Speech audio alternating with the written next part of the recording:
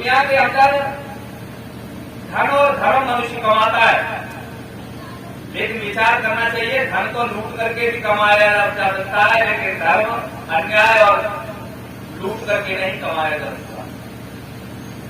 जब तक व्यक्ति को यहलोक और परलोक की व्यवस्थाएं समझ में नहीं आई, आज व्यक्ति प्रत्यक्षदर्शी हो गया है।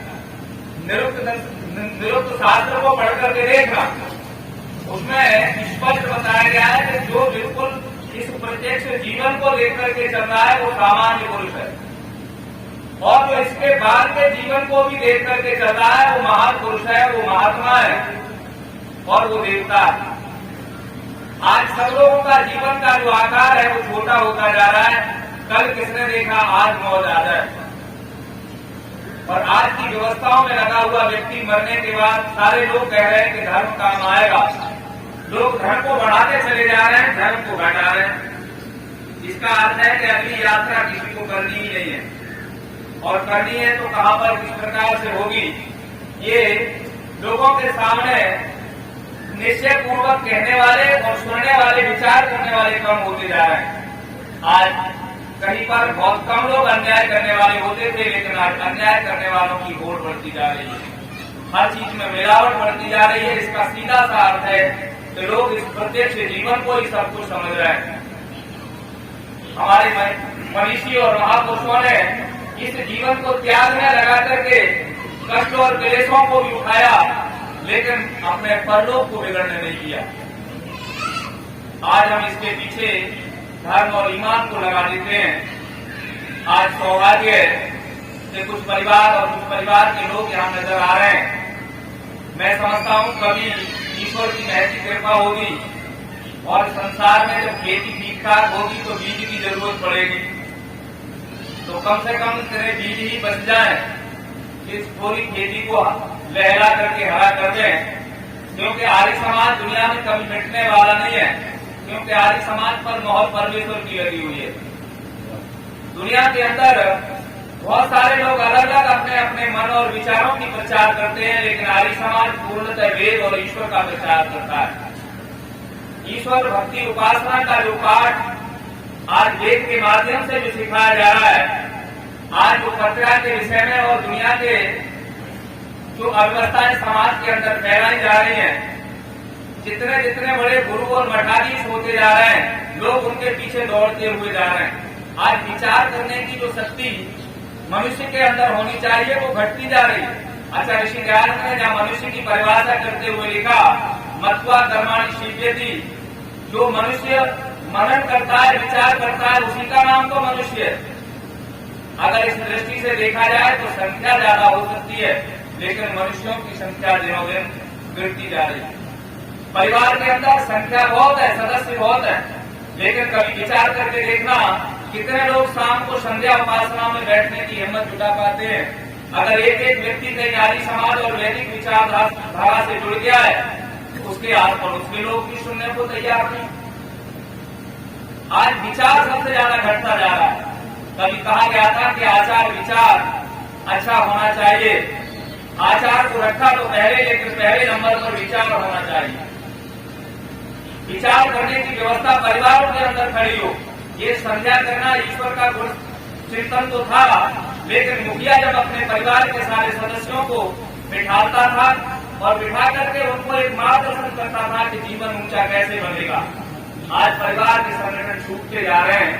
इसलिए जहाँ पर जितने भी लोग उपस्थित हैं, सब लोग सुबह शाम की संध्या में अपने परिवार के सभी सदस्यों के साथ बैठा करो, और उसमें भी अगर किसी तरह से मीटिंग का अभाव हो जाए तो दैनिक एक में सारे परिवार बैठा करो।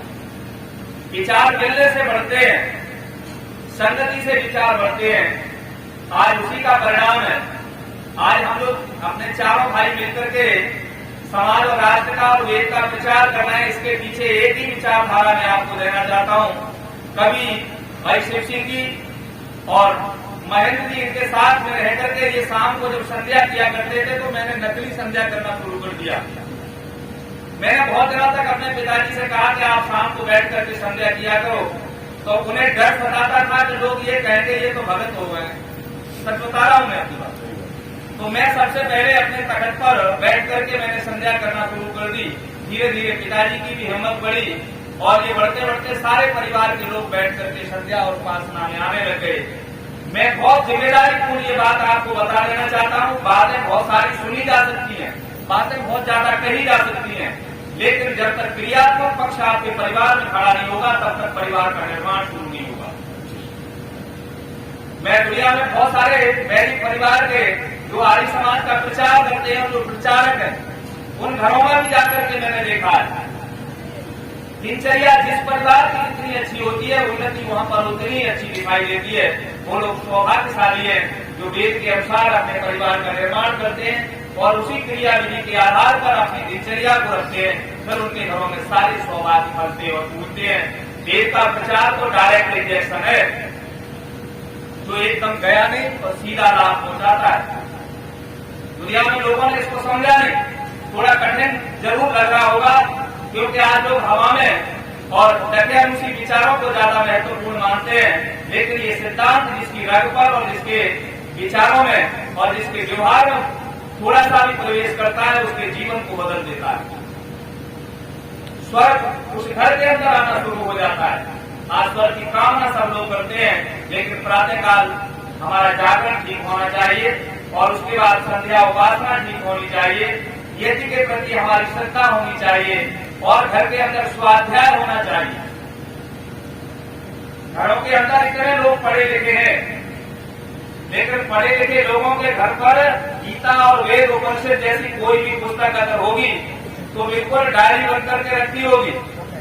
कितने परिवार हैं जिनके घरों में अब तक मैं ये आपको बता देना चाहता हूँ कि रामचरितमानस का एक पाठ होता हो, लेकिन कभी पढ़ने का प्रयास करते हैं आप। आज स्वाध्याय की परंपरा बिल्कुल समाप्त होती जा रही है।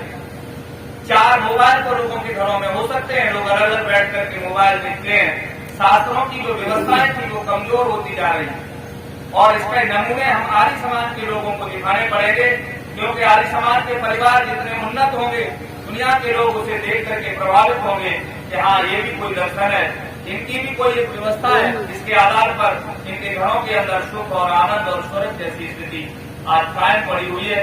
नहीं तो अगर हम भी उन्हीं की जैसी व्यवस्थाओं में अगर डूल गए तो ये वैदिक व्यवस्था कमजोर पड़ जाएगी। केवल प्रचार करने की आवश्यकता नहीं है, आदर्शों को भी हम निभाएं और उन व्यवस्थाओं को परिवारों तक पहुंचाएं, लोगों के विचारों तक पहुंचाएं। एक बात कहकर के बात को समाप्त कर रहा